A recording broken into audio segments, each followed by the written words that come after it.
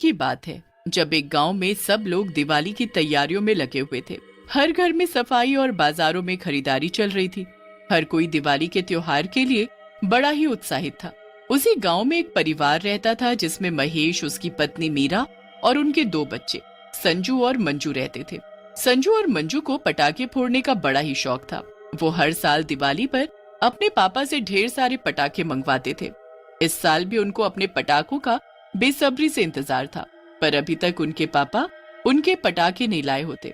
एक रात जब महेश काम से घर लौटता है तब दोनों बच्चे उससे चिपक जाते हैं और पटाखों की जिद करने लगते हैं। अरे अरे अरे, थोड़ा सब्र रखो। ऐसा कभी हुआ है क्या कि मैं तुम्हारे लिए पटाखे ना लाया हूँ? तो फिर तुम दोनों किस बात की चिंता कर रहे हो? हाँ पापा, बस अभी तक हमारे ही पटाखे नहीं आए हैं। अरे इन्होंने पूरा दिन मेरा दिमाग खाया है। आप बस कल जाकर इनको पटाखे दिला लाओ। ठीक है, हम कल ही पटाखे लेने जाएंगे। अब खुश? हाँ पापा। संजू और मंजू बड़ी खुश हो जाती हैं और अगले दिन अपने पापा के साथ पटाखे लेने एक दुकान पर जाती हैं। अरे भैया, मेरी बेटियों को जो पटाखे चाहिए वो दे दो। अंकल, मुझे वो फुलझड़ी और अनार का पैकेट चाहिए। दुकान वाला दोनों को उनकी पसंद के पटाखे पैक करके दे देता है और अपने पटाखे दिवाली के लिए संभाल कर रख देती हैं। अब परसों दिवाली है तो इनको परसों ही निकालना, समझी? तुम लोग पहले से पटाखे फोड़ना शुरू कर देते हो। ठीक है माँ, हम पहले से पटाखे नहीं जलाएंगे। अब रात को संजू अपने पटाखे निकालकर उनको देखने लगती है। इस बात पर मंजू उस पर गुस्सा करती है। माँ ने मना किया है ना कि पटाखे दिवाली पर ही जलाने हैं। अरे एक रॉकेट जलाने से कुछ नहीं होगा, बस एक रॉकेट। प्लीज माँ को मत बताना, चलना छत पर चलते हैं। अरे पर माँ को पता लग गया ना तो बहुत डांटेंगी। अरे वो कब की थक कर सो चुकी है, वो अब नहीं उठने वाली। ठीक है, पर अगर माँ को पता लगा तो मैं बोल दूंगी कि तूने मुझे बोला था। हाँ हाँ डरपोक, ठीक है। दोनों बहनें रॉकेट लेकर छत पर जाती हैं और एक बोतल में लगाकर उसे जला देती हैं। देखो देखो देखो, वो गया मेरा रॉकेट। दोनों बहनें खुशी से उछल रही होती हैं, पर उनका रॉकेट सीधा एक पेड़ में जा घुसता है जिस पर एक चुड़ैल मजे से सो रही होती है। रॉकेट बिल्कुल उसके पास आकर फूटता है, जिसकी वजह से वो एकदम डर कर उठ जाती है। ये क्या है? किसने किया है? मैं अभी बताती हूँ। चुड़ैल उठकर देखती है, पर तब तक संजू और मंजू वहाँ से जा चुकी होती हैं। चुड़ैल को बड़ा गुस्सा आ रहा होता है। पता नहीं किसने ये रॉकेट मेरे ऊपर छोड़ा है। कल भी किसी ने मेरे ऊपर रॉकेट छोड़ा था। चुड़ैल के पास बार बार कोई न कोई रॉकेट बम आकर अटक जाता है और वो इससे बड़ी परेशान हो जाती है। अब चुड़ैल को गुस्सा आ जाता है और वो गुस्से में रॉकेट चलाने के पास जाती है। वो बड़े ध्यान से सबको रॉकेट चलाती देखती है और फिर वापस आ जाती है। क्या छोटे छोटे से रॉकेट बम है इनके। अब मैं भी अपना रॉकेट बम तैयार करूंगी और जब वो फूटेगा ना तब पता चलेगा इन सबको। चुड़ैल अपना रॉकेट बम बनाना शुरू कर देती है और सबसे बड़ा रॉकेट बम बनाकर तैयार करती है। ये बन गया मेरा रॉकेट बम। अब बताती हूँ तुम सबको। तुमने मुझे बड़ा परेशान किया, पर अब मेरी बारी है। मेरा ये एक रॉकेट बम तुम्हारे सारे बम पर भारी पड़ेगा। चुड़ैल अपने रॉकेट बम को झाड़ियों में छुपा देती है और दिवाली आने का इंतजार करने लगती है। 2 दिन बाद दिवाली आ जाती है। सब लोग दिवाली की तैयारी में लग जाते हैं।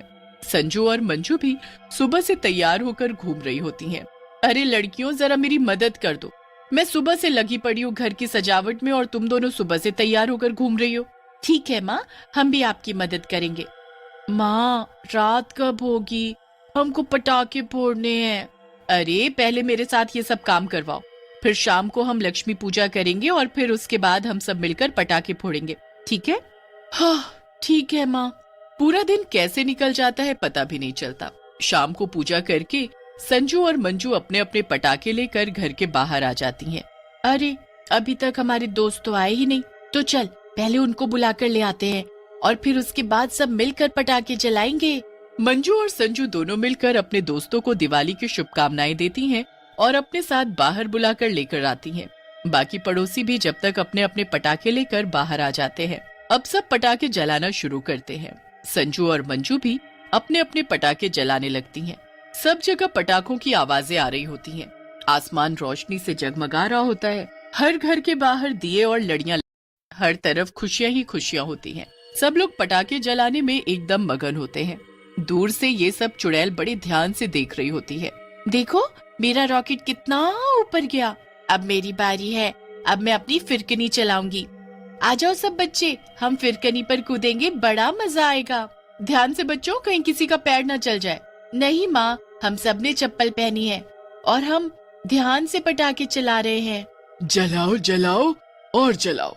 तुम लोग तो ये छोटे मोटे पटाखे जलाकर ही खुश हो रहे हो, पर जब मेरा रॉकेट बम चलेगा ना तो पूरी दुनिया देखती रह जाएगी। इतना बड़ा रॉकेट बम तुमने कभी नहीं देखा होगा, और जब ये आसमान में जाकर फूटेगा ना तब पता चलेगा तुमको। चुड़ैल सबके पटाखे खत्म होने का इंतजार करती रहती है। जब सब लोग अपने अपने पटाखे जलाकर खत्म कर लेते हैं और अपने घर के अंदर वापस जाने लगते हैं, तब चुड़ैल अपना रॉकेट बम लेकर वहाँ आती है। सब लोग वापस जाते जाते रुक जाते हैं। अरे बाप रे, ये चुड़ैल कहाँ से आ गई? अरे भाई जरा देखो तो, इसके पास कितना बड़ा रॉकेट बम है। अरे वाह पापा, मुझे भी इतना बड़ा रॉकेट बम चाहिए। अरे तुम चुप रहो, अभी यहाँ ये चुड़ैल इतना बड़ा रॉकेट बम ले आई है और तुमको अपनी पड़ी है। सब लोग चुड़ैल को देखकर बड़े घबरा जाते हैं और डरने लगते हैं। उसके पास इतना बड़ा रॉकेट बम देखकर उन्हें कुछ समझ नहीं आ रहा होता कि आखिर वो चुड़ैल चाहती क्या है। बड़ी हिम्मत करके रमेश उस चुड़ैल के पास जाता है और उससे पूछता है, तुम हमारे गांव में क्या कर रही हो, और ये इतना बड़ा रॉकेट बम तुम आखिर क्या करना चाहती हो? मैं भी इसी गांव में रहती हूँ और तुम लोगों ने इतने दिनों से मुझे परेशान कर रखा है। मैं तो आराम से उस पेड़ पर सोती रहती थी, पर जब देखो कोई न कोई मेरे ऊपर रॉकेट बम छोड़ देता था। अरे मेरा सोना ही मुश्किल कर दिया तुम लोगों ने। पर हम में से किसी ने भी तुम्हारे ऊपर रॉकेट बम नहीं छोड़ा। हमें तो पता भी नहीं कि उस पेड़ पर तुम रहती हो। अरे जो है अब है, तुमने मुझे बड़ा परेशान किया है। अब मैं भी अपना रॉकेट बम लेकर आई हूँ, और ये तुम्हारे छोटे मोटे रॉकेट बम जैसा नहीं है। जब ये फूटेगा ना तब तुम्हारे होश उड़ जाएंगे। अरे देखो चुड़ैल जी, हमने तुम्हारे ऊपर कोई रॉकेट बम नहीं छोड़े, वो गलती से तुम्हारे पेड़ में जाकर घुस गए होंगे। अगर तुमको हमारी वजह से कोई परेशानी हुई है तो हमको माफ कर दो। नहीं नहीं, माफी मांगने की कोई जरूरत नहीं है। तुम बस मुझे ये बम फोड़ने दो, और मैं तो वैसे भी ये रॉकेट बम फोड़ कर ही रहूंगी। चलो हटो, सब दूर दूर हो जाओ और मुझे जगह दो। चुड़ैल किसी की एक नहीं सुनती और अपना बड़ा सा रॉकेट बम गांव के बीचों बीच ले जाकर खड़ा कर देती है। अब सब लोग डर जाते हैं कि अगर ये रॉकेट बम फूटा तो कोई बहुत बड़ी तबाही हो जाएगी, पर चुड़ैल अपनी बात पर अड़ी रहती है। वो किसी की एक सुनने को तैयार नहीं होती। सब लोग उसके आगे हाथ पैर जोड़ने लगते हैं, पर चुड़ैल को तो बस अपना रॉकेट बम दिखाई दे रहा होता है। अरे तुम लोग अब मुझे परेशान करना बंद करो। तुम लोग शाम से पटाखे जला रहे हो, तो क्या किसी ने तुमको आकर रोका या मैंने तुमको कुछ कहा? तो फिर तुम मुझे दिवाली क्यों नहीं मनाने दे रहे? मैं भी दिवाली मनाऊंगी और मैं भी अपना रॉकेट बम फोड़ूंगी, और ऐसा करने से मुझे कोई नहीं रोक सकता। चुड़ैल रॉकेट बम के पास एक जलती हुई मोमबत्ती लेकर पहुंच जाती है। अब सब लोग पीछे हट जाते हैं। सब के सब डरे हुए होते हैं।